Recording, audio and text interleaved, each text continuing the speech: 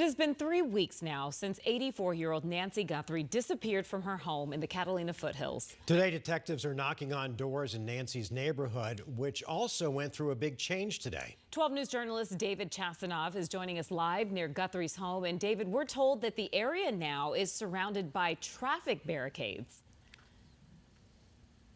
Yeah, that's absolutely right. Mark and Caribe, good evening. So the Pima County Sheriff's Department tells us they wanted these barricades set up in this area just to make it a much easier area to access for public service vehicles and people who live here in this neighborhood. I want to take a step out and show you how organized it looks now. Right away, you notice those barricades. This is officially a one-way street near where Nancy Guthrie lives. And I also want to turn our attention to the growing tribute outside of her home. People continue to stop by and drop off flowers and heartfelt signs just showing their support for Nancy Guthrie. And then, too, we notice a deputy is on the property of Nancy Guthrie. They've been keeping an eye on her driveway this whole week that we've been here. And then here down the row, we have media crews as well as streamers here just, keeping people up to date about this ongoing case. So kind of a little bit of organized chaos here, if you will. But like Mark and Caribe said, we're now 3 weeks into what's been a heartbreaking and terrifying situation.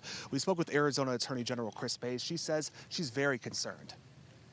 We have offered our help, by the way, also to both Sheriff Nanos as well as to the FBI. And if they need us, we will be there for them. As you know, we do a lot of cases on the cartels.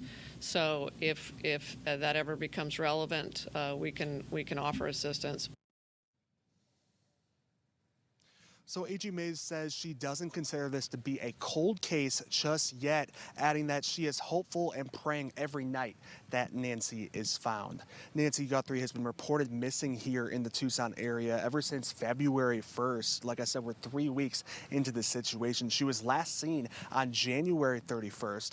Now, in the 3 weeks of this ongoing case, a lot has happened. There's been ransom notes, emotional videos from Savannah Guthrie's Instagram, and surveillance footage released from Nancy's doorbell camera.